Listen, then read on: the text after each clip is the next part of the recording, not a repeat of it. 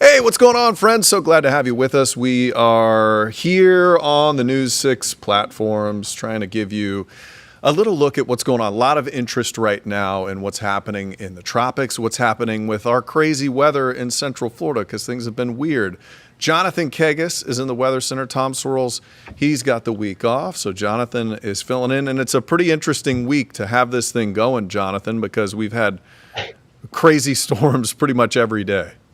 It is. There's never a dull moment of summertime in Central Florida. It's been a little weird. It's been a little atypical this week. We've had those rounds of rain in the morning. It keeps you on your toes, that's for sure. At least everything's happening as expected, though. There are no surprises in the Pinpoint Weather Department. We know it's Yeah. coming. It's just a little weird. You guys have been on top of it, but yeah, like you said, it's been in the morning or it's been all freaking day. So it's not Yeah. like the normal afternoon thunderstorms. What's different about this pattern than our normal sea breezes colliding and everything getting weird? Yeah, so it's partially related. I don't know how many people have been following some of the national weather headlines with like the crazy heat in Texas. It's partially related to all that. There is a huge chunk of high pressure in about 15 to 20,000 feet above our head, and that is baking Texas. So okay, what is that doing to Florida? Well, we have on the southeast corner of the United States. I think I have that map ready to rock and roll. Oh, let's show it. You want to share that?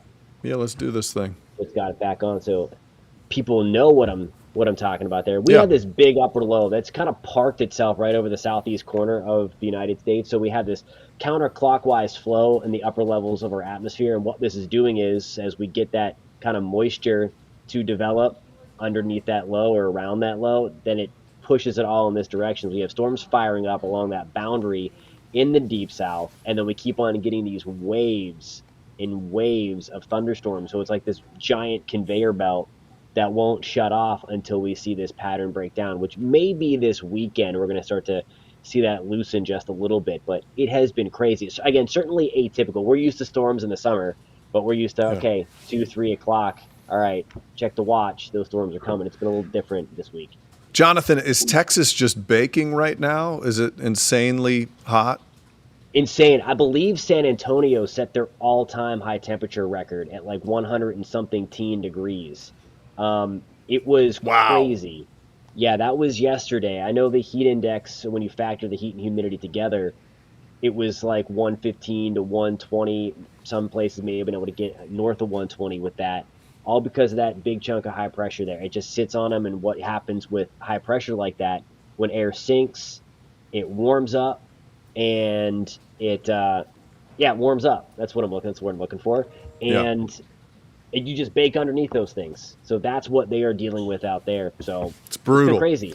Well, Brutal. Rose Absolutely. Pluth is saying she's bowing her head to the meteorologist. Thumbs up. Oh, thanks, Rose. You guys have been nailing it these days. Okay, so that's what's happening. That big high pressure. This illustrates it really well. Is just kind of shooting stuff at us every day. That's a great way to put it. Literally what's Very happening. very technical scientific terms here. I mean, I love it. I love it. So, all right, Crystal. Oh, we got Crystal Moore. What are you doing up at 10:30 at night? Thanks for breaking this all down, Jonathan. You really Crystal. know your stuff. We're What's blessed to up? work with I you haven't too. seen Crystal in a few days with the shift. Hope you're doing well, Crystal. Okay, so the other thing people are wondering about right now, Jonathan, is this Bret character. So we're giving names to these storms now. That's kind of like fraternity brothers. Is that the deal? We're like Bret. Yo, Bret, go home. You're drunk. Is that what we're looking at right now? It does kind of sound like that. Yeah, I feel like the names are getting a little crazier these days. I have to go look to see if Brett replaced a name or if this has been around. That I don't know how many times. I know it was around in 2017, the last time, because Brett also kind of formed in this area in 2017. It's one of those like weird Twilight Zone things. This is like one of a handful of storms to actually develop in this part of the world in the month of June. The last storm to do that was Brett back in 2017, the last time this list was used. I have to Interesting. go back and see if how long that name Brett has been around, if one was retired or if it's been around It's good. since it started Hey, moving. as long as we don't ever get Isaias again, I'll be very happy. Crystal Moore is So saying what was bye bye, Brett. He does sound like a frat boy. She's not interested. Mm. in that. So, okay, break it down. We're getting a question or two in here as well, Jonathan, but tell us what we're seeing here. Yeah, you got it. So right now, just kind of looking at the satellite imagery, we are still seeing Brett under the influence of some wind shear. You kind of see those white clouds. I don't know if you can see my mouse, and they're kind of streaming back to the east. I The can. center is kind of like out here. The storms are firing up to the east of the center. That's never a good thing if you're a tropical system. You like to have your thunderstorms right around the center so you can start your little heat engine thing and really start cranking out some symmetry and some power.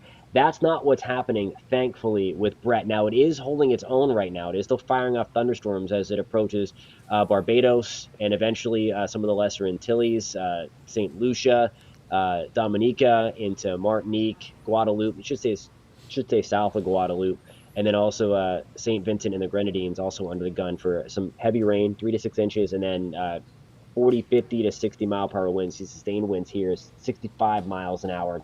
That is tightly packed around the center. So, okay, taking a looking at this, Jonathan, it kind of looked like almost two butt cheeks, okay, in my scientific.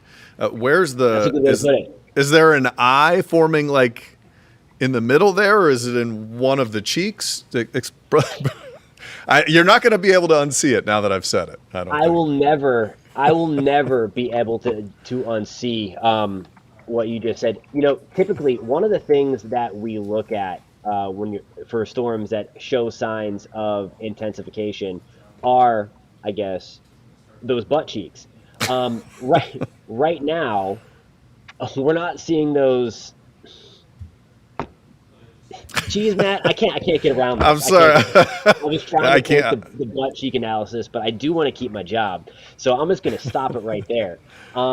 Chat's laughing. Hey, Latoya, good to see you, Latoya Ortiz. But anyway, you want to see those thunderstorms around the center. These are kind of dislocated or kind of being pushed off to the east, so they're firing up around the center and then being pushed away by the wind shear. So they're not being able to maintain, because what the goal of a tropical cyclone, of a tropical storm, is to fire up those storms and then to wrap it right around its So center. that's where the eye would be.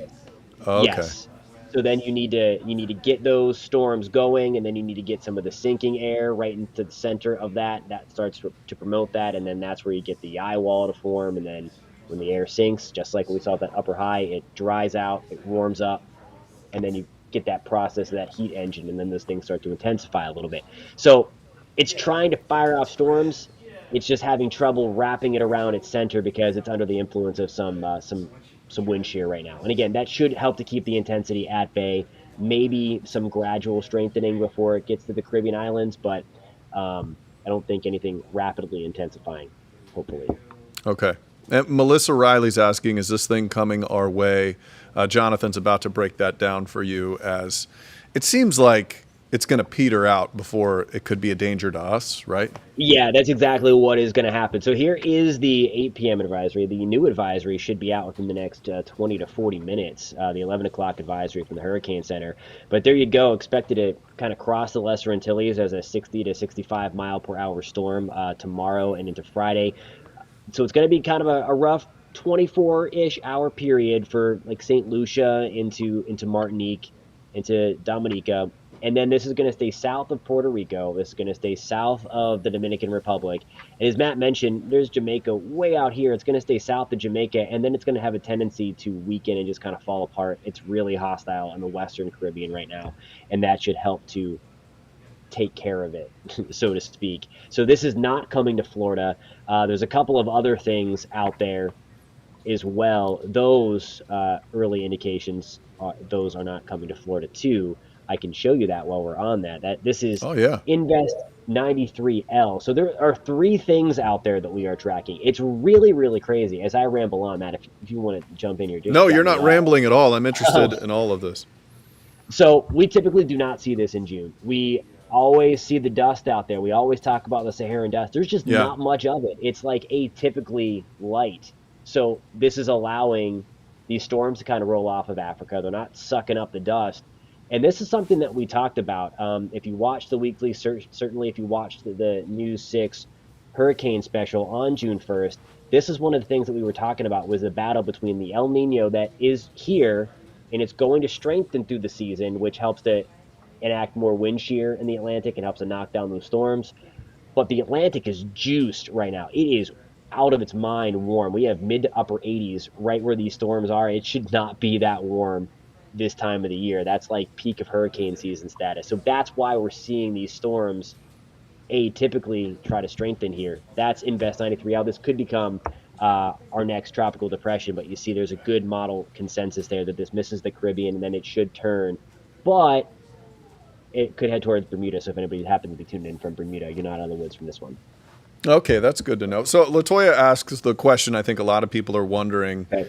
with this shaping up, with the water so warm like you're talking about, are we looking at a busy hurricane season? Because the experts predicted that it was going to just be normal, not looking normal Yes. in June this year. And the reason for the normal, when you get a strong El Nino, and indications are by the peak of hurricane season, we're going to have a really, really strong El Nino. That really helps to keep things at bay, no matter how warm the water temperature is. The reason why they went normal versus below is because the Atlantic is so warm. If this would be a La Nina like we had been in for the last few years, forget about it. Like, we'd probably be shattering records because the Atlantic is just insane warm. There's hardly any like or analog years to go off of when you have an El Nino coming in this strong and you have a water temperature this warm. This was the interesting thing. It looked like we might be able to get this hurricane season off to a fast start before the Atlantic realized that there was an El Nino going on. So as this El Nino really strengthens through the next couple of months, this is probably the time, if the Atlantic hurricane season is going to churn out the storms, probably June, July, maybe early August. And then hopefully we shut this thing off. So when it normally gets busy, hopefully it'll start to chill out. That's what I like to hear. I also like to hear Melissa Riley saying, love you guys. You can get more of us tonight at 11 o'clock. Thank you for Latoya and Melissa commenting. If you could throw a like down for us or maybe give us a comment, we would appreciate it because that helps more people to see this and makes it feel like we're not just yelling into the abyss. So thanks for everybody just who's tuning in right now. We appreciate you. I know Jonathan's got some great information. So we have some things out there early in the season, but fortunately, if you live in the state of Florida, which is where we cover predominantly, we're looking okay so far. Nothing to freak out about, Jonathan. Not at all. Not at all. Gotten a lot of questions. There's a lot of stuff out there. It's not coming to Florida. Don't worry about that. Yeah. So we are good. Yeah, I love that tie, by the way, Matt. That was Thank you, my friend. Can I tell you something? This is the hardest tie in all of my ties, and I have a lot of them, to tie. Because this part right here, even though it's loose right now, you have to get it just right, or it can be off to one side weird. Okay. First world problems, I know.